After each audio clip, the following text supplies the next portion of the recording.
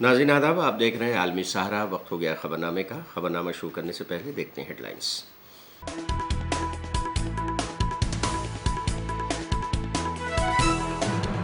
हज का रुकन आज़म वफ़ूक़ अरफ़ा आज मिना पहुंचे। हुज्जाज इकराम लब्बैक अल्लाहुम्मा लब्बैक की सदाओं से गूंज रही है फिजा।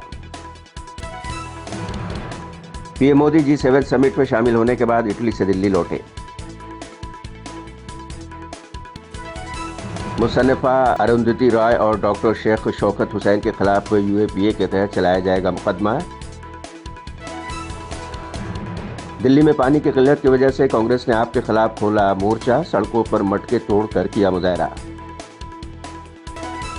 और पेरिस 2024 के ओलंपिक गेम्स में इजराइल शिरकत के खिलाफ मुजाहरा। ओलंपिक कमेटी से किया इजराइल बायकॉट का मुतालबा।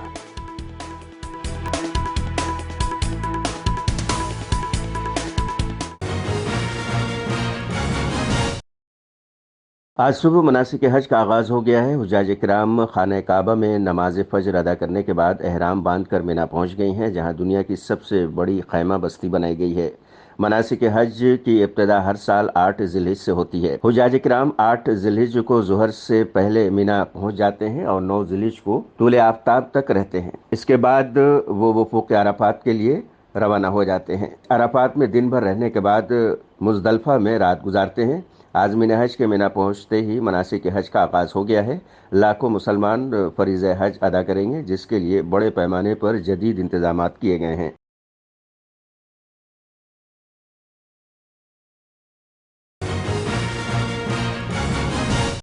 वज़ीर-ए-आज़म मोदी G7 समिट में शामिल होने के बाद आज हिंदुस्तान वापस आ गए हैं। इटली से आने के बाद वज़ीर-ए-आज़म ने गर्मजोशी से इस्तकबाल करने के लिए इटली सरकार का शुक्रिया अदा किया है।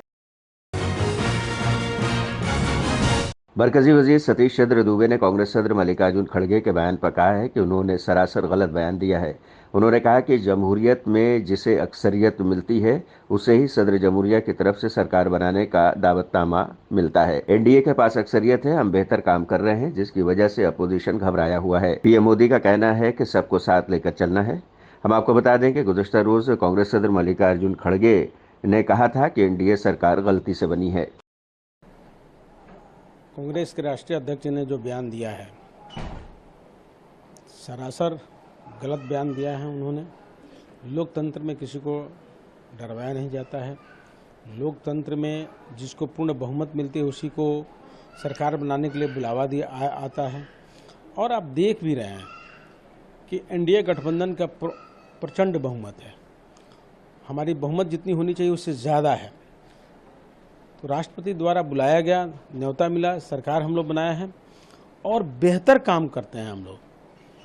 और बेहतर काम से घबराए हुए हैं लोग, विपक्ष के लोग। और हमारा जो राष्ट्र नायक हैं, देश के राष्ट्र नायक हैं, आदरणीय प्रधानमंत्री जी मोदी जी, उन्होंने कहा है कि सबको साथ लेके चलना है। सदन में जितने लोग चुन के आए हैं सबका काम करना है, देश का काम करना है, सबको साथ लेके चलना है। और विपक्ष आरोप नहीं लगाएगा तो अब उसकी दुकानें कैसे चलेगी। मीडिया में रहने के लिए कुछ न कुछ तो मसाला देना पड़ता है। तो मसाला दे रहे हैं, वो अपने न्यूज़ चलवा रहे हैं कि कम से कम हम मीडिया में बने रहें, क्योंकि उनको तो जनता स्वीकार किया नहीं। इसलिए उन्होंने जो भी बयान दिया है वो नकारात्मक बयान है, नकारात्मक सोच का बयान है। एनडीए गवर्नमेंट गलती से बनी हुई है। मोदी जी को एक तो मैंडेट नहीं है और माइनॉरिटी गवर्नमेंट है। ये गवर्नमेंट कभी भी गिर सकती है। अब देखेंगे, हम ये नहीं बोलेंगे कि अच्छा, हम तो ये कहेंगे अच्छा चलने दो, देश के लिए अच्छा होने दो। देश मजबूत बनाने के लिए हम सब लोग मिलके काम करना चाहिए। लेकिन हमारे प्राइम मिनिस्टर की आदत ये है कि जो चीज ठीक से चलती है उसको चलने नहीं देते। लेकिन हमारे तरफ से हम पूरा देश को मजबूत करने के लिए कोऑपरेट करेंगे। येडियुरप्पा के वारंट इशू, उसके बारे में आपसे आम आदमी पार्टी के लीडर संजय सिंह ने कहा है कि मोहन भागवत का बयान ऑर्गेनाइजर मैगजीन और इंद्रेश कुमार का बयान साबित करता है कि आरएसएस और बीजेपी के दरमियान मां बेटे का झगड़ा शुरू हो गया है। मां आरएसएस ने बेटे बीजेपी और बेटे बीजेपी ने मां आरएसएस को छोड़ने का फैसला कर लिया है। उन्होंने कहा कि इस झगड़े की शुरुआत होती है बीजेपी सदर जेपी नड्डा के बयान से, जिसमें उन्होंने कहा था कि बीजेपी को अब आरएसएस की जरूरत नहीं है। देखिए, भागवत जी का बयान, उसके बाद ऑर्गेनाइजर पत्रिका का लेख और फिर इंद्रेश कुमार का ये बयान, ये तीनों बातें ये साबित करती हैं कि आरएसएस और बीजेपी के बीच मां बेटे का झगड़ा शुरू हो गया है। और अब बेटे ने अपनी मां का त्याग करने का अभियान शुरू कर दिया है और मां ने बेटे को सबक सिखाने का अभियान शुरू कर दिया है। और इसकी शुरुआत होती है जेपी नड्डा जी के बयान से। जेपी नड्डा साहब कहते हैं कि जो अटल जी की बीजेपी थी उसको तो आरएसएस की जरूरत थी, मोदी जी की जो बीजेपी है इसको आरएसएस की जरूरत नहीं है। ये किसी और का नहीं, भारतीय जनता पार्टी के राष्ट्रीय अध्यक्ष आदरणीय जेपी नड्डा जी का बयान है। उसके बाद चुनाव का परिणाम आता है, 240 सीट पे बीजेपी रुक जाती है, बहुमत का आंकड़ा नहीं पाती है, वैसाखी की सरकार चलाती है। भागवत जी का बयान आता है, मणिपुर 1 साल से शांति की राह देख रहा है, मणिपुर में हिंसा जारी है, उस पर कोई कार्रवाई नहीं की गई। फिर उनका बयान आता है कि जो संघ का स्वयंसेवक होता है वो अहंकारी नहीं होता। फिर इंद्रेश कुमार जी का बयान आता है कि अहंकार के कारण जनता ने सबक सिखाया। ये तीनों बातें क्या साबित करती हैं कि विपक्ष के लोगों के मुद्दे 100% सही थे। जब मैं पार्लियामेंट के अंदर मणिपुर की आवाज उठा रहा था, मुझे सस्पेंड करके बाहर कर दिया गया। मैंने संसद के परिसर में कई रातें गुजारी। मैंने क्या मांग की थी प्रधानमंत्री जी से? यही कि मणिपुर में शांति की बहाली कीजिए। उस समय भागवत जी और सारे विपक्ष ने आवाज उठाई थी। उस समय शायद अगर भागवत जी बोलते तो सरकार को या तो सचेत होना पड़ता, कार्रवाई करनी पड़ती, या फिर आज जो 240 का परिणाम आया है यह परिणाम और कम आता। इंद्रेश कुमार जी कह रहे हैं अहंकारी हो गए। अरे भाई, अहंकार के एक नहीं कई लक्षण आपको दिखे सामने। 10 साल का इतिहास उठा के देखिए। कभी कांग्रेस की विधवा बोल दिया, कभी जर्सी गाय बोल दिया, कभी केजरीवाल को बदनसीब बोल दिया, कभी आतंकवादी बोल दिया, कभी खालिस्तानी बोल दिया, कभी अर्बन नक्सल बोल दिया, 50 करोड़ की गर्लफ्रेंड बोल दिया, कुछ भी बोलते गए। दिल्ली में पानी की किल्लत पर आम आदमी पार्टी के लीडर आतिशी ने दिल्ली के अवाम से अपील करते हुए कहा है कि अगर आपको दिल्ली में कहीं भी पानी लीक होते हुए दिखता है तो आप ट्विटर पर दिल्ली जल बोर्ड के हैंडल पर इसे टैग करें। मेरी एक और भी अपील है सभी दिल्ली वासियों से कि अगर कहीं पर भी आपको पानी की पाइपलाइन लीक होते हुए दिखती है तो आप सोशल मीडिया पर दिल्ली जल बोर्ड के ट्विटर हैंडल को टैग करें, क्योंकि मैंने देखा है कि सोशल मीडिया में कई बारी फोटोज वीडियोस पानी की लीकेज की चल रही हैं। दिल्ली जल बोर्ड का ट्विटर हैंडल है DELHI दिल्ली JAL जल BOARD @दिल्ली जल बोर्ड। तो अगर कहीं पर भी पानी की लीकेज हो रही है, किसी बड़ी पाइपलाइन में, किसी छोटी पाइपलाइन में, तो आप हमें तुरंत बताइएगा, हम तुरंत उसको ठीक कराएंगे। दिल्ली में पानी की किल्लत पर कांग्रेस पार्टी ने आम आदमी पार्टी के खिलाफ महाज खोल दिया है। कांग्रेस के कारकुनान ने दिल्ली की सड़कों पर मटके तोड़कर मुजाहरा किया है।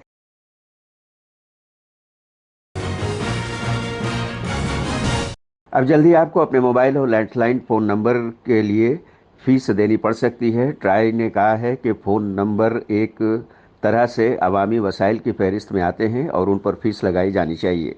ट्राई के मुताबिक अब हर नंबर के लिए लोगों को एक तय फीस देनी पड़ेगी। ये फीस टेलीकॉम ऑपरेटर्स से वसूल की जाएगी। ये फीस सालाना या वन टाइम हो सकती है।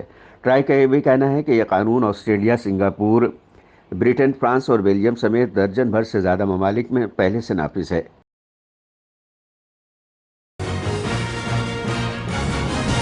Madhya Pradesh cricket league tournament पर मरकजी वजीर ज्योतिरादित्य सिंधिया के बेटे और ग्वालियर डिवीजन क्रिकेट एसोसिएशन के वाइस प्रेसिडेंट महान आर्यन राव सिंधिया ने कहा है कि हम यहां एक बहुत बड़ा टूर्नामेंट कराना चाहते थे। हम पिछले 2 साल से इस पर काम कर रहे हैं। आखिरकार इस लीग की शुरुआत हो जाएगी। हमें उम्मीद है कि मध्य प्रदेश की क्रिकेट टीम जल्द ही IPL में हिस्सा लेगी। तो बहुत बड़ी शानदार टूर्नामेंट हम यहाँ पे रखना चाहते थे। ये हमारा सपना था, पूरी टीम का सपना था। जो MPL की कमेटी है, सालों से 2 साल हो गए जिस पे हम ये विचार कर रहे हैं कि कैसे करेंगे, कब करेंगे।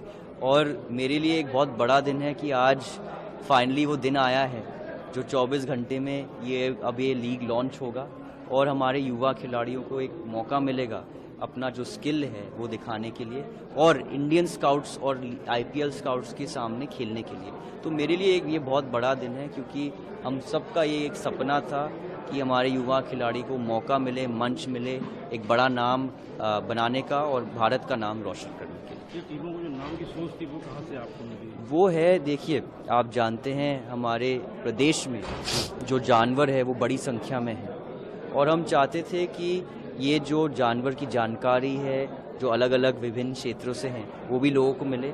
लेकिन उसके साथ साथ जब हम जानवर को देखते हैं, जैसे कि आप शेर को देखते हैं, तो उनकी जो पर्सनालिटी, वो कम्पेटिटिव पर्सनालिटी भी प्लेयर्स में दिखती है, तो वो पहचान भी मिलती है। तो इस 2 कारण हैं कि हमने जानवर चुने हैं इसके लिए। कल उद्घाटन होने वाला है, कौन कौन आने वाला है और पहली बार वो स्टेडियम संकट होगा जिसका उद्घाटन भी होगा? इसमें हमारे मुख्यमंत्री श्री मोहन यादव जी, हमारी जो BCCI के सेक्रेटरी हैं जय शाह जी, मेरे पिता श्री ज्योतिरादित्य सिंधिया जी और कपिल देव जी जो एक विशाल प्लेयर हैं क्रिकेट में, वो भी आएंगे। आने वाले समय में IPL में क्या मध्य प्रदेश की टीम भी भाग लेगी? वो हम सबका सपना है और हम देखते हैं, हम ये एक पहला कदम है तो हम देखते जाएंगे आगे वाले सालों में ये कैसे चलता है। लेकिन हाँ, ज़रूर ये हमारा एक सपना है जो हम चाहते हैं कि एक IPL टीम यहाँ से। मोदी 3.0 की पहली शिकार मारूफ मुसन्निफा अरुंधति राय बनी हैं, जिन पर 2010 में दिए गए बयान पर अब UAPA के तहत मुकदमा चलाया जाएगा। ये आज़ादी इजहार पर नई सरकार का पहला बुलडोजर चलाया गया है। दिल्ली के LG VK सक्सेना ने मुसन्निफा अरुंधति राय और कश्मीर के डॉक्टर शेख शौकत हुसैन के खिलाफ UAPA के तहत मुकदमा चलाने की इजाज़त दे दी है। हम आपको बता दें कि अरुंधति रॉय एक मशहूर मुसन्निफा हैं जिन्हें उनकी किताब the God of small things के लिए 1997 में बुकर प्राइज मिला था।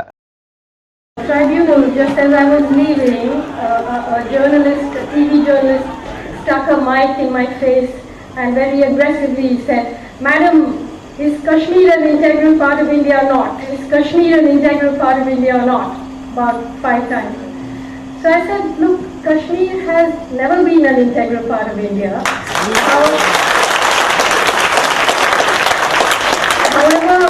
However aggressively and however often you want to ask me that, even the Indian government has accepted in the UN that it's not an integral part of India.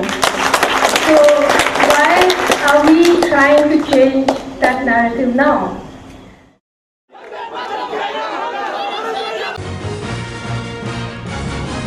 Paris 2024 के Olympic games में Israel की शिरकत के खिलाफ सैकड़ों मुजाहिरीन Switzerland के शहर नोजान में इंटरनेशनल ओलंपिक कमेटी के सामने जमा हुए और इजराइल के खिलाफ एहतजाज किया।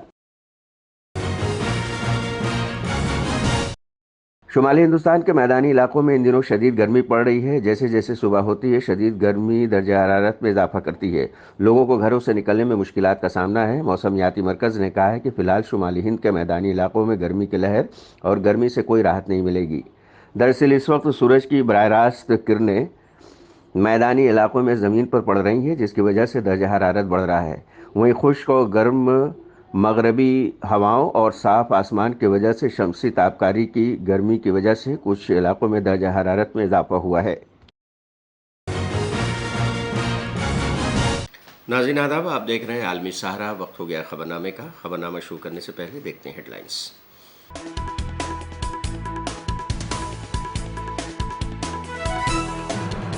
हज का रुकन आज़म मुफ्त अरफा आज मिना पहुंचे हुज्जाज इकराम। लब्बैक अल्लाहुम्मा लब्बैक की सदाओं से गूंज रही है फिजा। पीएम मोदी G7 समिट में शामिल होने के बाद इटली से दिल्ली लौटे। मुसन्निफा अरुंधति रॉय और डॉक्टर शेख शौकत हुसैन के खिलाफ UAPA के तहत चलाया जाएगा मुकदमा। दिल्ली में पानी की किल्लत की वजह से कांग्रेस ने आपके खिलाफ खोला मोर्चा। सड़कों पर मटके तोड़कर किया मुजाहरा। और पेरिस 2024 के ओलंपिक गेम्स में इजराइल शिरकत के खिलाफ मुजाहरा। ओलंपिक कमेटी से किया इजराइल बायकॉट का मुतालबा।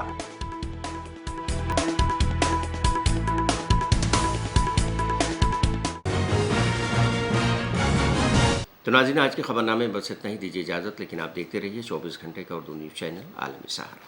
सारा प्रणाम।